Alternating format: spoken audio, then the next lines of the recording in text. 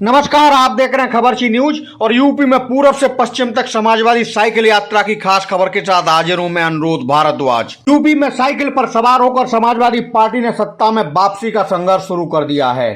गाजियाबाद से गाजीपुर तक साइकिल के संग समाजवादी रंग देखकर सपा प्रमुख अखिलेश यादव ने दावा किया है कि पब्लिक का यही रुख पार्टी को विधानसभा चुनाव में 400 सीटों तक पहुंचाएगा।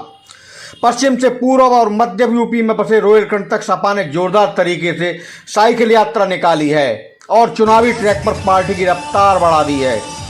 समाजवादी पार्टी के संस्थापकों में शुमार छोटे लोहिया के नाम से जाने जाने वाले स्वर्गीय जनेश्वर मिश्र की जयंती पर यूपी में राज्यव्यापी साइकिल यात्रा निकालकर सपा ने एक साथ दो सियासी संदेश देने का काम किया है। पहला तो ये कि सपा लोहिया और छोटे लोहिया की नीतियों पर काम करते हुए यूपी में सत्ता वापसी के लिए प्रयास कर रही है। दूसरा, जनेश्वर मिश्र की जयंती पर जोरदार तरीके से साइकिल यात्रा निकालकर राज्य में चुप्पी साधे ब्राह्मणों को भी साधने की कोशिश की गई है। लखनऊ में सपा प्रमुख अखिलेश यादव ने साइकिल यात्रा की शुरुआत करने से पहले सत्तारूढ़ भाजपा पर जमकर हल्ला बोल किया। अखिलेश ने कहा कि कोरोना की त्रासदी सिस्टम की बेपरवाही को लेकर भी कभी भुलाई नहीं जा सकेगी। ऑक्सीजन के अभाव में हुई मौतें भाजपा सरकार की सबसे बड़ी नाकामी हैं। केंद्र और यूपी सरकार की जन विरोधी नीतियों की वजह से आज देश में जनता त्राय त्राय कर रही है। अखिलेश ने कहा कि यूपी में सरकार की उल्टी गिनती शुरू हो चुकी है। जनता समाजवादी पार्टी को नई उम्मीद के रूप में देख रही है।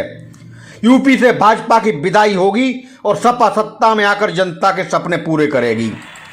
रोहिलखंड के जिले बरेली, बदायूं, पीलीभीत और शाहजहांपुर से लेकर रामपुर, मुरादाबाद, बिजनौर और अमरोहा तक समाजवादी साइकिल यात्रा में भारी भीड़ जुटी नजर आई है। बरेली में सपा प्रदेश अध्यक्ष नरेश उत्तम पटेल, पीलीभीत में पूर्व मंत्री भगवत शरण गंगवार, बदायूं में पूर्व सांसद धर्मेंद्र यादव ने साइकिल यात्रा को हरी झंडी दिखाकर रवाना किया। इस दौरान सपा नेताओं ने भाजपा सरकार पर जोरदार तरीके से हमला बोला।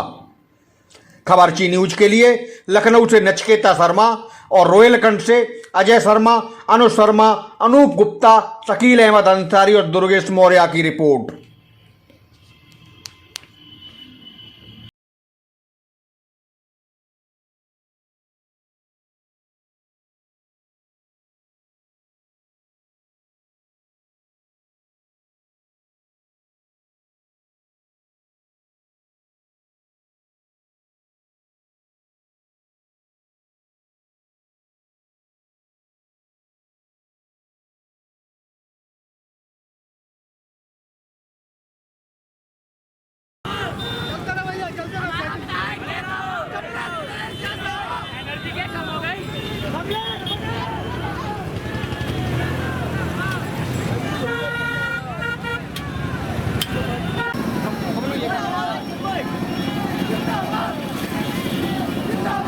अखिलेश यादव जी के आह्वान पर जनपद बरेली के अंदर साइकिल यात्रा प्रारंभ करने जा रहे हैं। आप सब आए, आपका सबका बहुत बहुत धन्यवाद। आजम साहब जेल में हैं, क्या उनकी कमी कोई पूरी कर पाएगा?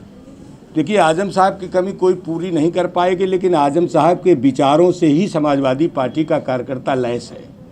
आजम साहब ने जो 40 वर्ष में समाजवादी पार्टी को अपना हम कार्यकर्ताओं को संदेश दिया है, उसी संदेश को लेकर हम आजम साहब के बात को लेकर इस प्रदेश के अंदर जो अपराध और दमनात्मक कार्रवाई है, इन बातों को लेकर आज हम साइकिल यात्रा कर रहे हैं। सपा उस तरीके से लड़ाई नहीं लड़ रही है आजम साहब के लिए जिस तरीके से लड़ना चाहिए। समाजवादी पार्टी, मोहम्मद आजम साहब हमारे देश के नेता हैं, समाजवादी पार्टी के नेता हैं, इसलिए हमारे लिए गौरव की बात है।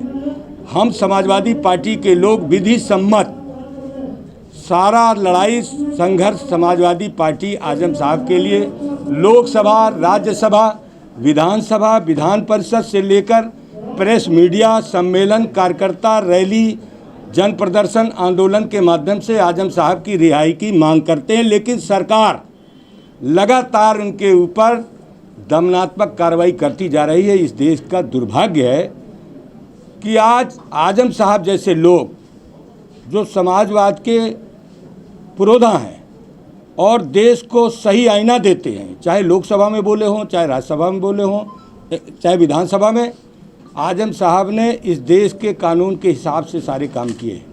लेकिन ये सरकार कानून पर विश्वास नहीं करती है, संविधान पर भरोसा नहीं करती है। अपना हठधर्मिता और अपने तानाशाही का रवैया भारतीय जनता पार्टी की सरकार कर रही है। अध्यक्ष जी, जैसा कि आपने कहा कि भ्रष्टाचार चरम पर है, बिल्कुल सही बात है। बरेली में जो लोग छोटे छोटे बिल्डर जो थे, जो छोटा मोटा मकान बना के बेचते थे, बीडीए में निरंकुश हो चुका है। बीडीए लगातार आक्रामक हो गया है, लोगों को जाके जो छोटा मोटा मकान बनाते हैं उनको तोड़ देता है। वहीं जो नंबर 1 में मकान बनाना चाहता है उसके कागज पूरे करके नहीं देते हैं। उन्होंने सबका कार्य यहाँ ठप कर रखा है। लाखों हजारों लोग बरेली में इस समय परेशान घूम रहे हैं। छोटे से छोटा मजदूर भी इस समय परेशान है। और बीडीए अगर कोई जो यहाँ मंत्री है उनकी भी नहीं सुनता है। बीडीए का कहना है कि आप मुझको पद से हटवा दो, मैं अपने हिसाब से काम करूंगा। सब काम बंद कर रखा है उसने, हर किसी को परेशान। ये सही कह रहे हैं। बीडीए हो, एडीए हो, एलडीए हो, केडीए हो, जीडीए हो, यहाँ मनमानी काम हो रहा है। बिना नोटिस के लोगों के मकान तोड़ दे रहे हैं। पूरी ज़िंदगी की कमाई लोगों लगाए हैं, पीढ़ियों की कमाई लगाए हुए हैं। बिना नोटिस के मकान गिराना एकदम अनुचित है। और भ्रष्टाचार इस कदर है कि पैसा दो, काम करा लो। और इसके लिए भारतीय जनता पार्टी के मंत्री तक ये बोले हैं कि बीजेपी के ज़माने में भ्रष्टाचार बढ़ा है।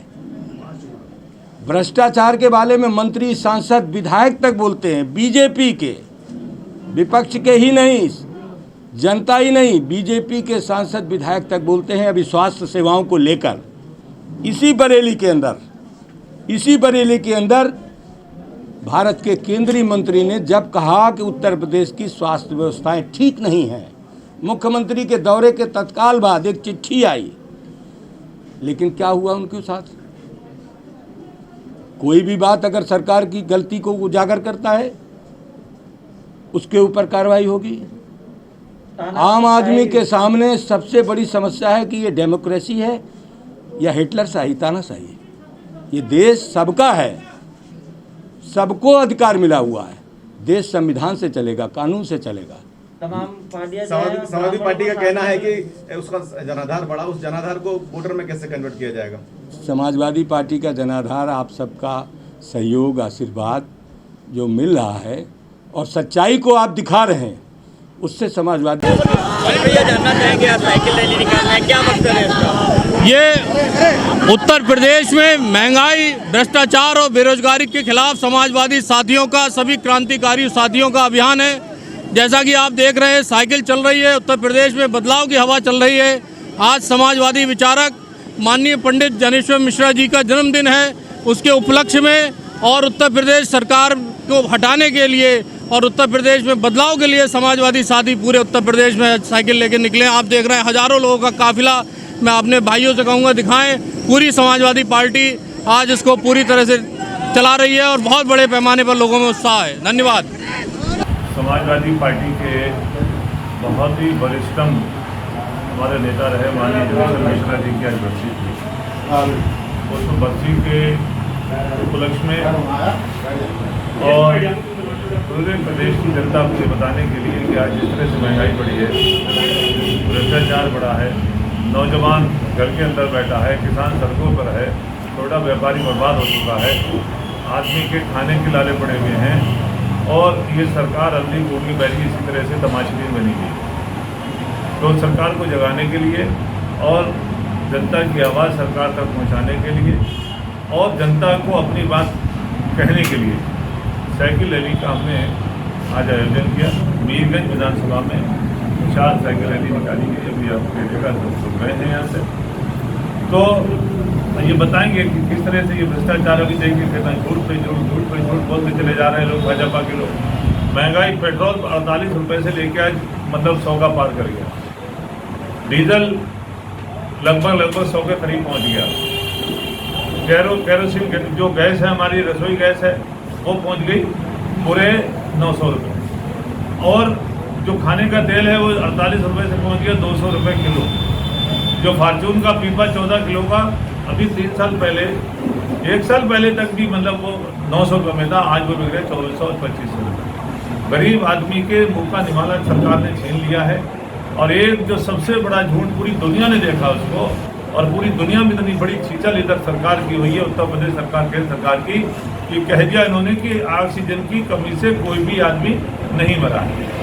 तो या कोरोना से नहीं मरा है? हाँ, तो बताइए ये लगभग 70 लाख आदमी जो हिंदुस्तान का मरा है कोरोना के अंदर, कोरोना की वजह से मरा है। किसी को बेड नहीं मिला, किसी को ऑक्सीजन नहीं मिली, किसी को दवा नहीं मिली, किसी का उपचार नहीं हुआ, तो ये क्या खुदकशी करके मर गए? ऑक्सीजन अगर मिली तो ये मर कैसे गए? अगर दवा होती तो ये मर कैसे गए?